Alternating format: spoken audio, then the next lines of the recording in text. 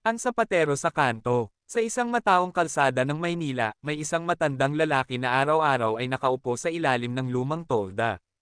Siya si Mang Isko, isang simpleng sapatero na halos 40 taon nang nagkukumpuni ng sapatos. Hindi man marangya ang kanyang buhay, hindi nawawala ang ngiti sa kanyang mukha habang nagtatahi, nagdidikit, at nag-aayos ng sapatos ng kanyang mga suki.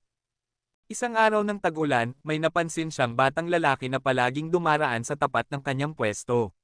Basang-basa ang sapatos ng bata, lukot, sira, at butas-butas.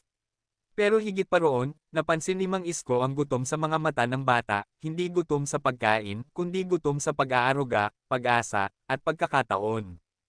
Lumapit si Mang Isko. "Ay ho, anong pangalan mo?" "Jomar po," mahina at may pag-aalalang sagot ng bata. "Nasaan ang nanay mo?" tanong ni Mang Isko. "Nasa bahay po. May sakit po siya, ako po ang nag-aalaga sa kanya," sabi ni Jomar habang pinipigilang umiyak. Hindi na nagsalita si Mang Isko.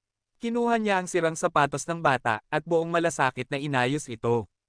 Wala siyang sinangil. Pagkabigay niya ng sapatos, inabotan pa niya si Jomar ng pandesal at gatas. Simula noon, araw-araw nang dumadaan si Jomar. Pero hindi na lang para manood, tinuruan siya ni Mang Isko kung paano mag-ayos ng sapatos. Sa ilalim ng tolda, natutunan ni Jomar ang halaga ng tiyaga, sipag, at kabutihan. Para na rin siyang anak ng matanda. Lumipas ang maraming taon. Nagkahiwalay sila ng landas. Nawala si Jomar sa dati niyang pwesto. Tumanda si Mang Isko at unti-unting nabawasan ang kanyang mga suki. Isang araw, halos wala nang dumaraan sa kanyang pwesto. Napaisip siya, hanggang kailan ko pa kaya magagawa ito? Isang hapon, may dumating na lalaki. Malinis ang kasuotan, matikas ang tindig, at may dalang malaking kahon. Nilapitan niya si Mang Isko at ngumiti. "Kilalanin mo po ako si Jomar." Hindi makapaniwala si Mang Isko. Ang dating payat at musmos na batang kanyang tinulungan, ngayon isang kilalang sapatos designer na galing sa ibang bansa.